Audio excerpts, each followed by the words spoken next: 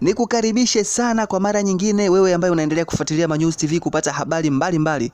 Na siku ya leo nina habari zinazowahusu content creators, yani watengeneza maudhui ya mitandaoni, baada ya kutengewa kitita cha takriban bilioni 2 za Kitanzania ambazo watakopeshwa kwa ajili ya kuboresha kazi zao za posti pamoja na kucreate content zao ambazo wanaziposti katika mitandao ya kijamii. Sasa ni kwa jinsi gani unaweza kuzipata hizo pesa, au kama ulipitwa na taarifa hii au uliisikia juu, iko hivi. Mwishoni mwa mwezi Januari tarehe 29 mwaka huu 2026, baada tu ya kuteuliwa kuwa waziri wa habari, utamaduni, sanaa na michezo, Mheshimiwa Paul Makonda akiwa jijini Dodoma, alitangazia umma kwamba wizara yake hiyo imepewa kitita cha takribani bilioni 2 alizoziomba kutoka kwa Mheshimiwa Rais wa Jamhuri ya Muungano wa Tanzania, Mheshimiwa Samia Suluhu Hassan, ambapo fedha hizo zitaenda moja kwa moja na kuwakopesha watengeneza maudhui, content creators wote wa nchini watakaokuwa tayari na watakaofuata vigezo.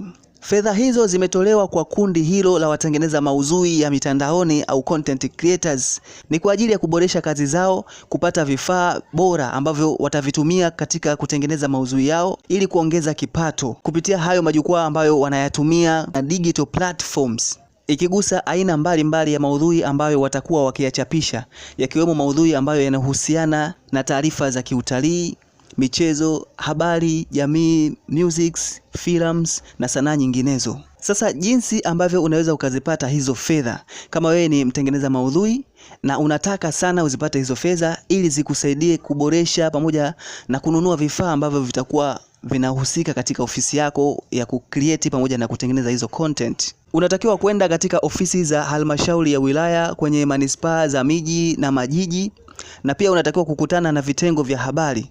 Watakupa fomu ambayo utatakiwa kuijaza, ambayo pia itakuwa ni fomu ya maombi zitakazokuwa zinaainisha taarifa zako binafsi pamoja na taarifa za shughuli ambazo unazifanya. Na ilibainishwa kwamba zoezi hili la kujisajili ili kuwa mlengwa wa mtu ambaye utapata huo mkopo itakuwa ina ukomo wake rasmi.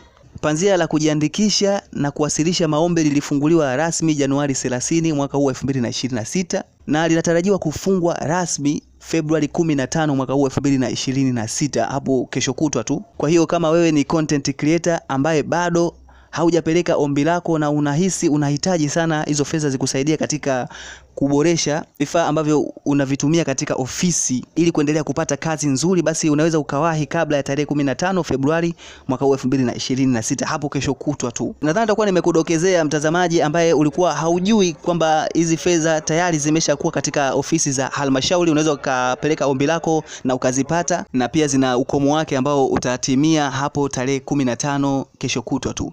Hii ni Manyuzi TV, endelea kufuatilia kwa kupata updates mbalimbali zinazohusiana na masuala ya kijamii kama haya, habari za kimichezo, teki pamoja na kufahamu burudani. Usiache kusubscribe, kulike, kushare na kucomment. Tukutane tena hapo baadaye.